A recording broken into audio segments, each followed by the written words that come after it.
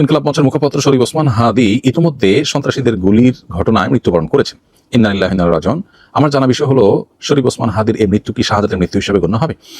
প্রিয় দর্শক, কোনো মানুষের মধ্যে যদি আল্লাহর সন্তুষ্টি লাভের আশায় মানুষের কল্যাণ সাধনা, ইনসাফ প্রতিষ্ঠা করা, মুসলিম মিল্লাতের চেতনা ধারণ করা এবং মানুষের অধিকার আদায় করার মানসিকতা থাকে এবং সেটার জন্য তিনি যদি লড়ে যান, সংগ্রাম করে যান, এমন অবস্থা যদি তার এই চেতনার কারণে তিনি আক্রমণের শিকার হন এবং মারা যান, সন্দেহাতীতভাবে তিনি শাহাদাতের মর্যাদা লাভ করবেন ইনশাআল্লাহ তাআলা। ঈমানদারের মধ্যে যদি আল্লাহর সন্তুষ্টি লাভের জন্য জীবন বাজি রাখার মানসিকতা থাকে এবং তার অসৎ কাজে বাধা প্রদান, অন্যায়ের বিরুদ্ধে তার প্রতিরোধ এবং ইনসাফ প্রতিষ্ঠার মানসিকতা লালন করার কারণে তিনি যদি আক্রমণের শিকার হন, তাহলে সেক্ষেত্রে তিনি অবশ্যই শাহাদাতের মর্যাদা লাভ করবেন। সেই জায়গা থেকে শরীফ ওসমান হাদিকে আল্লাহ তাআলা শাহাদাতের মর্যাদা দান করুন, আমরা সেই দোয়া করি। আর এমনিতেই নবী সাল্লাল্লাহু আলাইহি ওয়াসাল্লাম বলেছেন, মান কুতিলা দুনা দামিহি ফাহুয়া শাহীদ। যে ব্যক্তি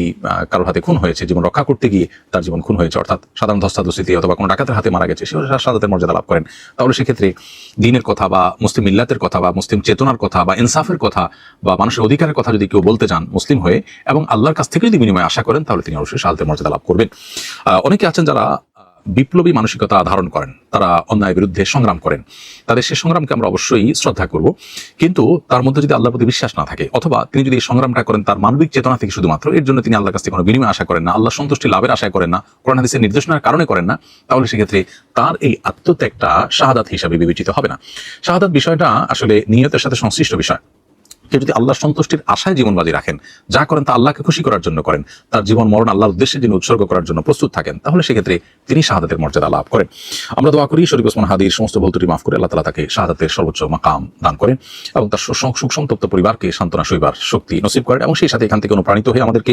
আল্লাহর সন্তুষ্টির লাভের আশায় জীবন বাজি রাখার মানসিকতা আমাদেরকে ধারণ করার তৌফিক দান করুন। বস্তুবাদের এই পৃথিবীতে আমরা বেশিরভাগ মানুষ দুনিয়ার মোহে এতটা মোহাবিষ্ট হয়ে গেছি যে আমরা প্রত্যেকটা মানুষ শুধু বাঁচার জন্য সংগ্রাম করি এবং মরতেই যখন হবে তখন আল্লাহর রাহে আমি জীবন বাজি রেখে যেন মরতে পারি, আমি যেন অন্যায়ের বিরুদ্ধে কথা বলতে গিয়ে যেন আমার মৃত্যু হয়, আমার মৃত্যুটা যেন শাহাদাতের মৃত্যু হয়, আল্লাহর সন্তুষ্টি লাভের আশায় যেন আমি জীবন বাজি রাখতে পারি, সেই চিন্তা সেই চেতনা আমাদের প্রত্যেকটা মানুষের মধ্যে থাকা দরকার, যে ঈমানদার মধ্যে থাকা দরকার। আল্লাহ রাব্বুল আলামিন শরীফ ওসমান হাদির ভালো গুণগুলো দিয়ে আমাদের তরুণ সমাজকে ভরে দিন এবং সেই তরুণ সমাজকে অন্যায়ের বিরুদ্ধে ইনসাফ প্রতিষ্ঠার জন্য, ন্যায় নিষ্ঠ হওয়ার জন্য এবং মুসলিম মিল্লাতের কল্যাণ সাধন করবার জন্য